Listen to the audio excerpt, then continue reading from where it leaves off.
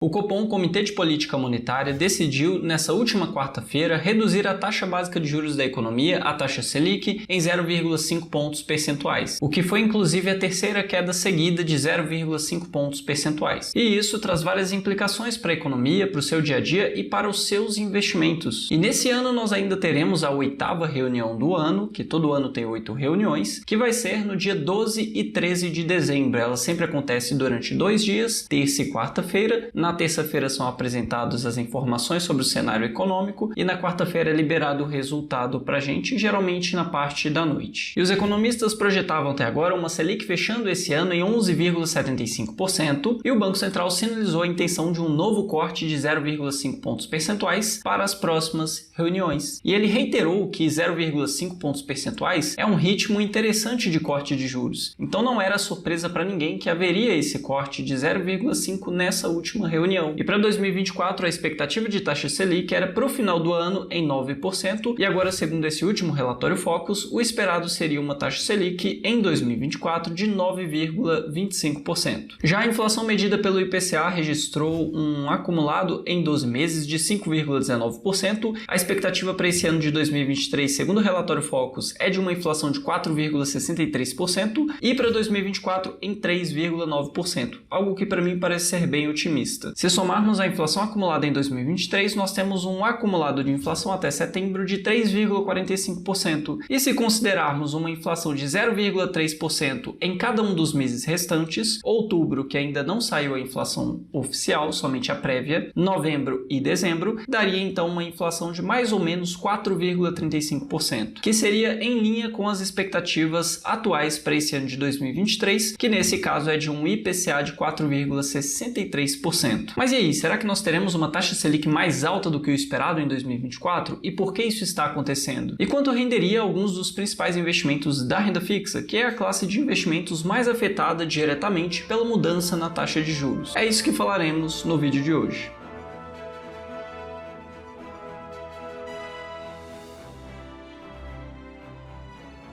Fala, seus ricos! Bom, e se você está me vendo aqui pela primeira vez, meu nome é Marco Antônio e você está no canal que te deixa cada dia mais rico. Para você que já me conhece, sabe que esse conteúdo vai ser bom, já deixa aquele gostei aqui que isso me ajuda a continuar com o meu trabalho, mas se você caiu de paraquedas nesse vídeo, é novo aqui, não me conhece ainda, espera ter alguma coisa nesse vídeo fazer sentido para você, te ajudar de alguma forma, e aí sim você deixa o seu gostei, tá legal? E para você que investe só em renda fixa ou tem uma grande parte do seu patrimônio investido em renda fixa, quando a taxa Selic cai, você tem uma redução nos seus rendimentos, principalmente em investimentos pós-fixados. Se nós considerarmos investimentos pré-fixados, a sua rentabilidade ela não se altera, mas em um cenário onde a inflação sobe, os juros tendem a subir também para conter essa inflação, então você teria um rendimento menor do que poderia ter. Então nunca é interessante você colocar tudo em pré-fixados. Geralmente uma carteira de investimentos diversificada é uma carteira que compõe ali, considerando a parte de renda fixa, pré-fixados, pós-fixados, títulos híbridos, de IPCA mais uma taxa. Então dessa forma, quando a taxa de juros cai, você acaba percebendo uma queda nos seus rendimentos. E mesmo com essa queda de 0,5 pontos percentuais na taxa Selic da última reunião agora, você ainda continua tendo um bom rendimento nos seus investimentos de renda fixa. E sempre que falamos de um rendimento em renda fixa, nós temos que considerar o juro real, que seria a diferença entre o que você recebe de rentabilidade em um investimento e a inflação naquele período. Vamos supor que você tenha um título que pague 10% no ano, e aí você tem uma inflação de 4% nesse ano. Sendo assim, o seu ganho real, a sua rentabilidade real, seria de 6%, seria essa diferença, 10 menos 4, 6%. E considerando a expectativa de inflação pro ano que vem em 3,9%, você ainda teria um dos maiores juros reais do mundo. E é por isso que nós falamos que o Brasil é o país dos rentistas, o país dos investidores de renda fixa. E aqui eu vou falar de alguns investimentos de renda fixa e quanto você teria investindo neles, lembrando que eu vou considerar a taxa Selic projetada em 12,25%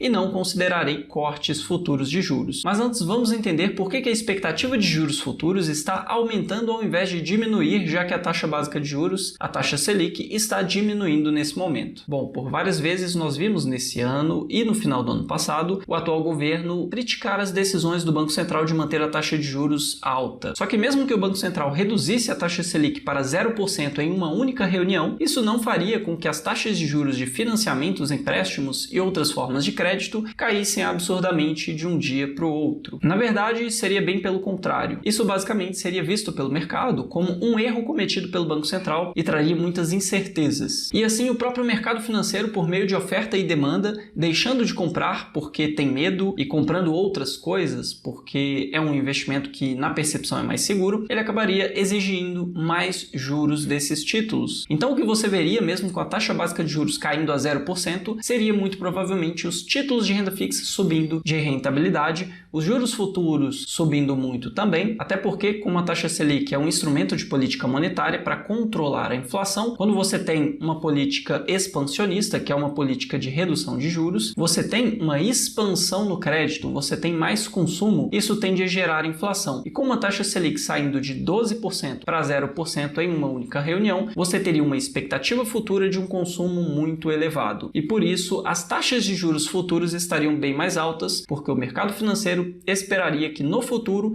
a inflação fosse ficar descontrolada, o Banco Central fosse obrigado a subir os juros para conter essa inflação, e aí sim seria uma precificação que os bancos fariam na hora de fornecer o seu crédito. Então, para financiamentos de médio e longo prazo, você veria as taxas subindo. Talvez no curtíssimo prazo você veria alguma coisa caindo as suas taxas. Então, o que nós vimos no final do ano passado e no início desse ano foi basicamente um embate entre o governo e o Banco Central. Mais especificadamente, o presidente do Banco Central, Roberto Campos Neto. Mas vamos lembrar que o Roberto Campos Neto não toma as decisões sozinho. Existe um colegiado de pessoas, são ao todo 9 pessoas, 8 pessoas mais o presidente do Banco Central, que decidem nessa reunião, geralmente unanimemente. Então todos concordam com todos ali na mesa. Ninguém toma uma decisão contrária. Ou seja, culpar apenas ele por tudo o que acontece com relação à taxa de juros não é muito justo. E de forma resumida, nós podemos considerar que os juros futuros, eles estão mais ligados à situação futura do país, à situação fiscal, à expectativa de que se o governo vai ou não conseguir arcar com os seus compromissos, do que com a taxa básica de juros da economia, a taxa Selic. Por isso, o que vemos hoje é uma precificação de juros futuros mais altos. No começo do ano, nós tivemos a criação daquele arcabouço fiscal, o que foi visto pelo mercado de forma positiva, porque mesmo não sendo um baita arcabouço fiscal, era alguma coisa. Então, é melhor ter alguma coisa do que não ter absolutamente nada. Mas uma ideia que esse arcabouço tinha era de zerar o déficit fiscal até 2024 e em 2025 já registrar um superávit. E traduzindo de forma mais compreensível, déficit seria o governo gastar mais do que arrecada. Superávit seria o governo arrecadar mais do que gasta. Então a expectativa era que para 2024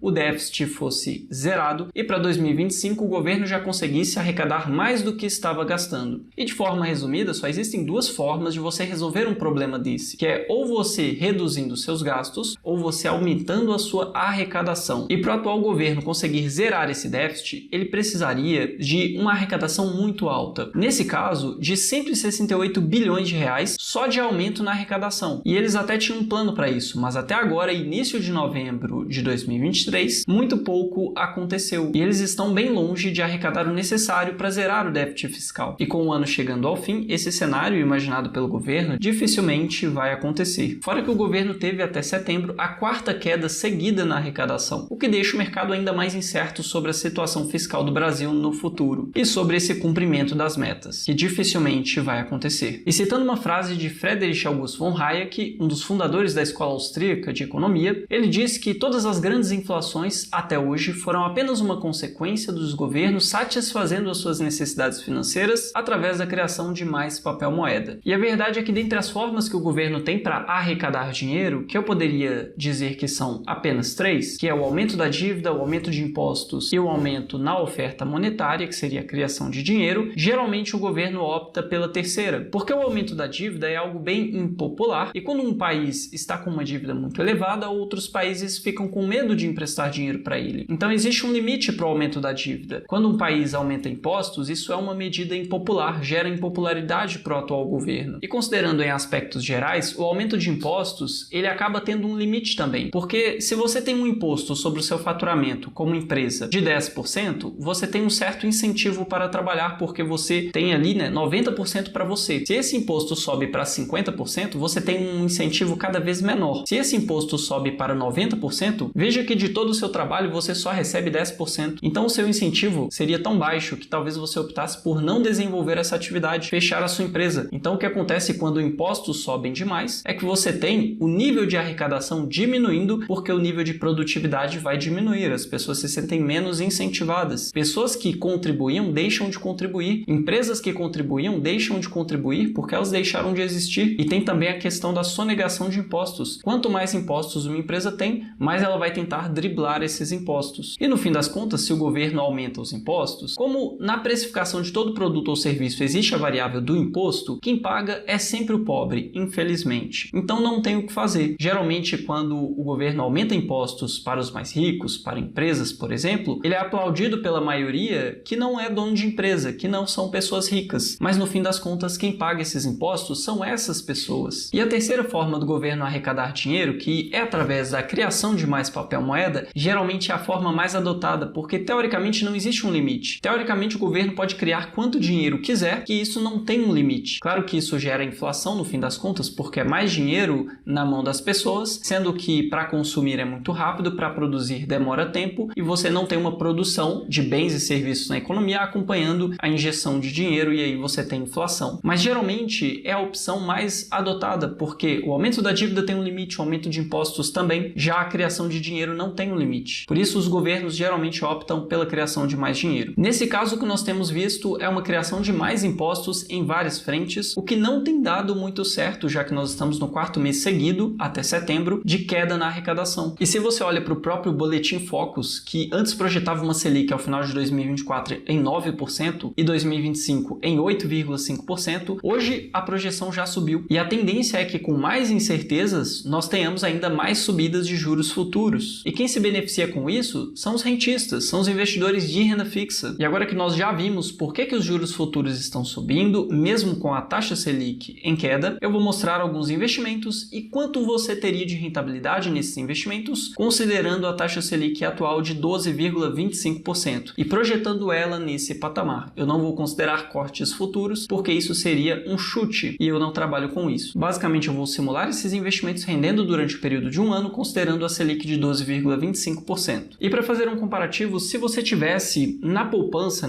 algum dinheiro, vamos imaginar que você tivesse R$1.000 na poupança, quanto seria o seu rendimento? E o rendimento da poupança, ele tem uma regra que é a seguinte: se a taxa Selic estiver abaixo de 8,5%, o rendimento da poupança é de 70% da taxa Selic mais a variação da TR, que é a taxa referencial e que durante muito tempo foi em 0%. Sendo assim, a poupança, quando a Selic está abaixo de 8,5%, é sempre 70% da taxa Selic. E como a poupança é isenta de imposto de renda, o rendimento fica bem próximo se a taxa Selic for bem baixinha. Mas mesmo assim, investimentos pós-fixados atrelados à Selic renderiam mais do que a poupança. Nesse caso, como nós temos hoje uma taxa Selic acima de 8,5%, o formato de rentabilidade da poupança é outro, é de 0,5% ao mês, mais a variação da TR. Se nós considerarmos uma TR, taxa referencial, no ano de 1%, você teria 6,17%, que seria o rendimento de juro composto dessa rentabilidade da poupança durante o período de um ano, mais 1%, daria então mais ou menos uns 7%. Então na poupança você teria uns 7% de rendimento líquido, já que ela é isento de imposto. R$1.000 daria para você um rendimento de R$70 em um ano.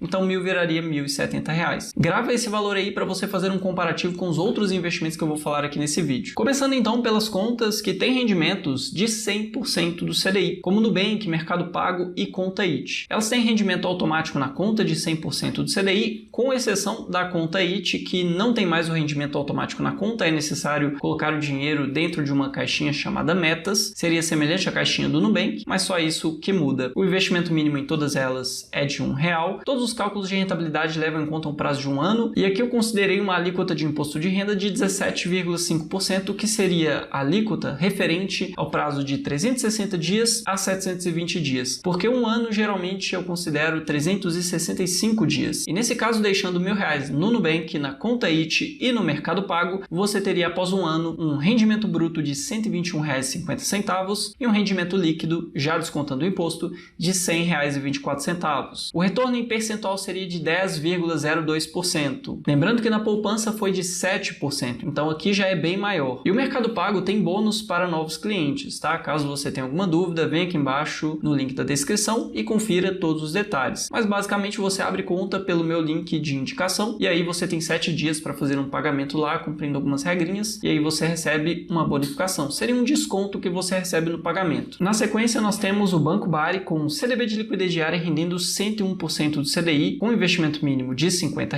O rendimento bruto aqui seria de R$ 122,72. O rendimento líquido seria de R$ 101,24, um pouquinho maior do que a rentabilidade do Nubank, Mercado Pago e Conta IT. E o retorno em percentual seria de 10,12%. Uma outra conta que eu utilizo bastante é a conta do Banco Inter, que tem um CDB de liquidez diária rendendo até 102% do CDI. O rendimento normal desse CDB é 100% do CDI, mas se você fizer parte de uma comunidade de investimentos, você consegue elevar esse rendimento em 2% do CDI. E aí você tem esse rendimento aqui de 102% do CDI. O investimento mínimo nesse CDB de liquidez diária do Banco Inter é de R$ 1,00. Tem vencimento em 3 anos, porque aqui é um CDB e todo CDB tem vencimento. Na verdade, toda aplicação de renda fixa tem uma data de vencimento, isso é uma característica. O rendimento bruto investindo R$ 1.000 seria de R$ 123,93, rendimento líquido de R$ 102,24 e o retorno em percentual seria de 10,22%. Na sequência, eu peguei um CDB de liquidez diária do PagBank rendendo 106% do CDI.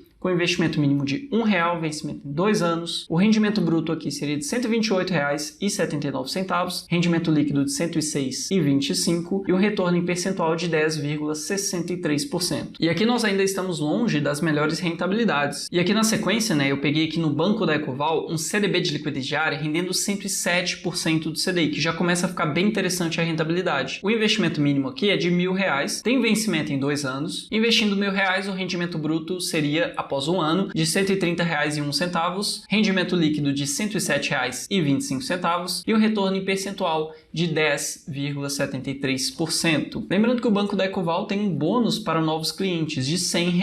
Então, cumprindo algumas regras, você consegue receber R$ 100 do banco. Isso fora a rentabilidade que você já teria no investimento. Para você receber esse bônus é bem simples, basta que você abra sua conta com o código de convite de um amigo e após fazer a abertura da sua conta, utilizando esse código de indicação, você precisa investir R$ 10.000 ou mais em qualquer aplicação e deixar por 90 dias. Feito isso, você recebe direto na sua conta, no último dia útil, no mês onde deu os 90 dias, R$ 100 de bonificação. E caso você queira abrir a sua conta, eu vou estar deixando aqui embaixo na descrição do vídeo o meu código de indicação. Um outro investimento que você tem também dentro do Banco da Ecoval é uma LCI de 90% do CDI com carência de 90 dias. O que significa essa carência de 90 dias? Significa que o investimento ele fica preso, o valor que você investe fica preso por 90 dias. Depois de 90 dias ele ganha liquidez diária, Você pode tirar a qualquer momento após 90 dias. Antes de 90 dias você não consegue tirar, Como se fosse um investimento com um vencimento posterior, Você não consegue retirar o dinheiro, porque ele tem liquidez somente após 90 dias. LCI, para você que não sabe, é a letra de crédito imobiliário. É um investimento que ganha incentivo do governo e por isso é isenta de imposto de renda. Nesse caso, essa LCI, por ser isenta de imposto de renda, mesmo tendo um rendimento bem mais baixo do que o CDB, acaba sendo melhor do que os CDBs anteriores. Nesse caso aqui, equivale a um CDB de 109% do CDI, tem carência de 90 dias, como eu falei, tem investimento mínimo de R$ 1.000, vencimento em 2 anos, e o rendimento líquido aqui seria de R$ 109,35. Em percentual, seria de 10,93% no ano. Lembrando que no Banco da Ecoval você tem aquele bônus de R$ 100 que acaba somando a sua rentabilidade. Então, seu rendimento líquido em um ano seria os R$ 109,35 mais R$ 100 de bônus, então seria R$ 209,35. Na sequência, eu coloquei aqui o Banco BMG e o Banco Sofisa Direto, que ambos têm um CDB de 110% do CDI com liquidez diária. O investimento mínimo no Banco Sofisa é de R$ 1,00 e no Banco BMG é de R$ 50. Essa é a única diferença. O prazo de ambos é de 3 anos, então você tem 3 anos para deixar esse dinheiro investido aí, podendo resgatar em qualquer momento. Depois de 3 anos, o investimento atinge a sua data de vencimento, o dinheiro volta para sua conta automaticamente, você precisa reaplicar em outra coisa. O rendimento bruto é de R$ 133,63 R$1,65, o rendimento líquido é de R$ 110,26, o retorno em percentual, nesse caso aqui, já passa dos 11%, é de 11,03%, e caso você não tenha conta no Banco Sofisa Direto, ele também tem um bônus para novos clientes, que é de R$ 50.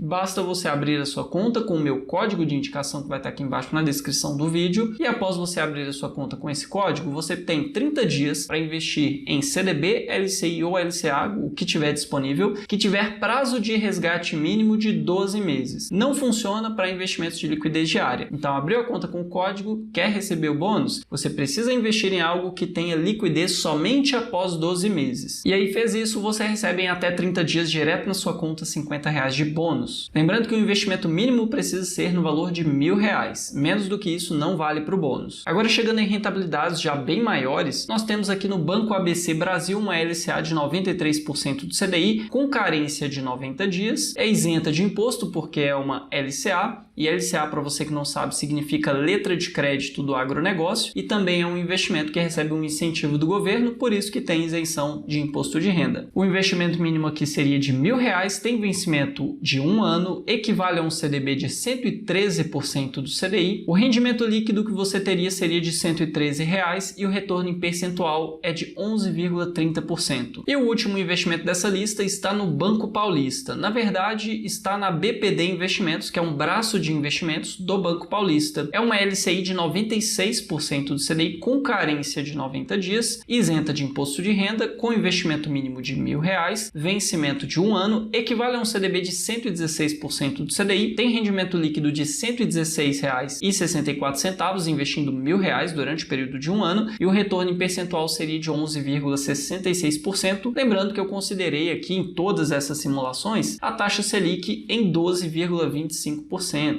Se por acaso a taxa Selic cair, o seu rendimento diminui ao longo desse período. E sobre a saúde financeira de todas essas instituições, está aparecendo aí todas as relações de lucros e prejuízos dos últimos 4 anos de todas elas. Então, de todas elas, você consegue ver que o Banco Sofisa Direto, o Banco BMG, o Banco da Ecoval, o Banco Inter, o Banco ABC Brasil, todos eles têm uma saúde financeira excelente, registrando lucros consecutivos nos últimos anos. Já as outras instituições ou têm lucros e prejuízos nos últimos anos, ou então mostra apenas prejuízos nos últimos anos. E vamos lembrar que isso não é um indicativo de que você teria algum problema com as instituições que registram prejuízos anualmente. Até porque, mesmo se você tivesse algum problema com elas, você ainda tem a segurança do FGC em todos esses investimentos. Então você estaria assegurado pelo Fundo Garantidor de Créditos até o valor de R$250 mil.